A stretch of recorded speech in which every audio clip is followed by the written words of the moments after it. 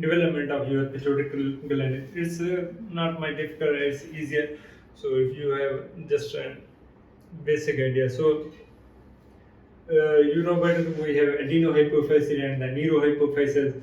So adenohypophysis, it's a true gland. Neurohypophysis is the extension of your hypothalamus. So same like this concept applies on the development. So when you look at the development, actually we have three layers of major layers of embryonic layer: ectoderm, mesoderm, and the endoderm. Your ectoderm, when they develop, the growth continues. So this become the surface ectoderm and the neural ectoderm. So middle part of your ectoderm become the neural ectoderm.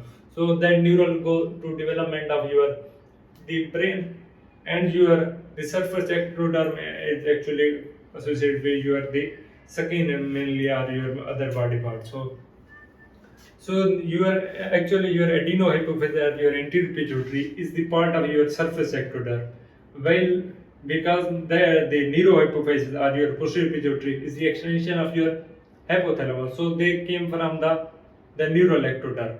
So neuroectoderm, so oral ectoderm is actually the part which is associated with your nasopharynx.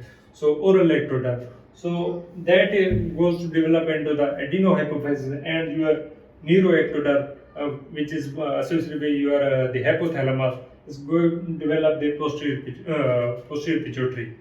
So let's see. So this part is actually your the adenohypophysis part, and this is coming from the hypothalamus. If you look at the mouth and the comparison, the brain. So hypothalamus give a diverticulum, and the other diverticulum coming from your nasopharynx is going upward. So you can see here, one is diverticulum coming from hypothalamus, other is coming at the level of your nasopharynx level. So these actually diverticulum. This is the diverticulum are coming from your nasopharynx is the Rathke's pouch name, and this is actually your infundibulum stalk, which is going to develop into the posterior pituitary. And if you see, this is actually going. So it's here is actually the connection of your mouth. So nasopharynx at the level of nasopharynx. So this part is going to develop into the anterior pituitary.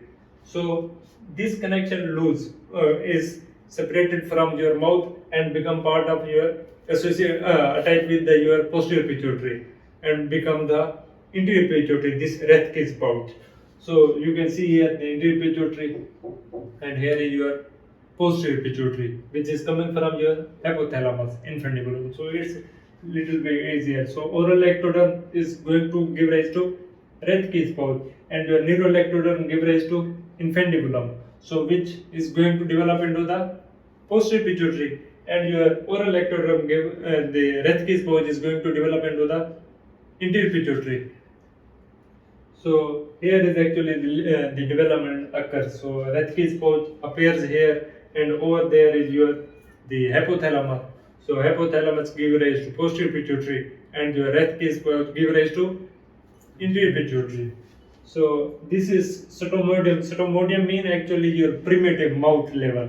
So this is actually at this level is occurring. So this path, adenohypophysis, you can see here, infundibulum, Rathke's pouch is going to develop. You can see here. So here is your infundibulum stalk, and here is your Rathke's pouch. You can see here.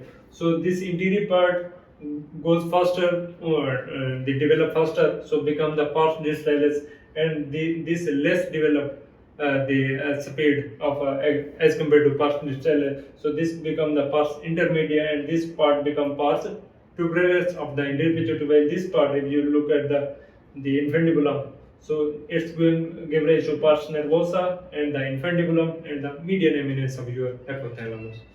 So it's coming from the floor of diencephalon, because the hypothalamus is part of diencephalon. So and they're from the roof of mouth.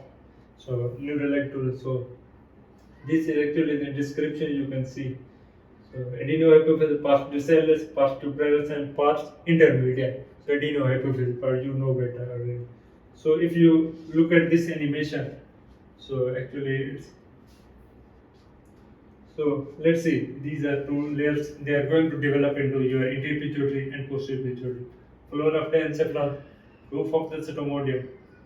So let's see, they are going to give rise to diverticulum. One is from upside, one is from lower side. Rathke's pouch is here, hypothalamus is the infundibulum is here. So this part becoming your anterior pituitary and this becoming posterior pituitary, adenohypophysis and the neurohypophysis.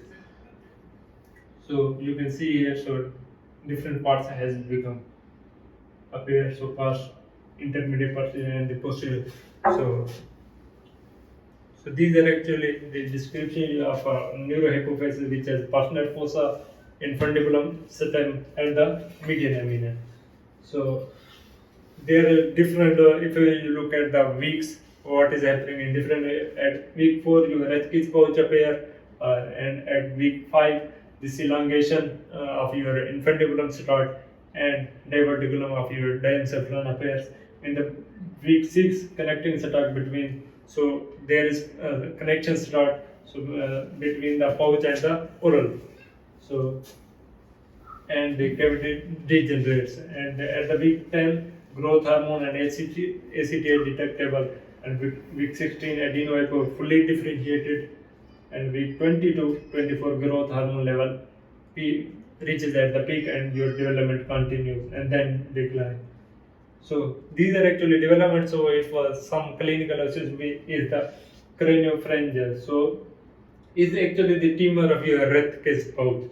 So this is actually, we name them the craniopharyngeal. So arise from remnant of. So this, if this connection, we have observed that there is a connection between the mouth and the Rathke's pouch.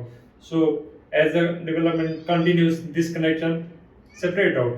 So if sometime this connection look like a tumor, so these remnants become a tumor-like. So we name them the craniopharyngioma. So occur in the sella turcica location. So their clinical findings are look like the diabetes insipidus and your growth failure because of this tumor. So another condition is the agenesis of pituitary. Agenesis means your pituitary is absent, is not developed completely. So and the Rathke's pouch sometimes they become. So because this is normally closes in the fetal development, so Rathke's pouch cavity is completely fit and become different part. So and if the remnants persist, they look like they become a cleft. So that is Rathke's cleft cyst.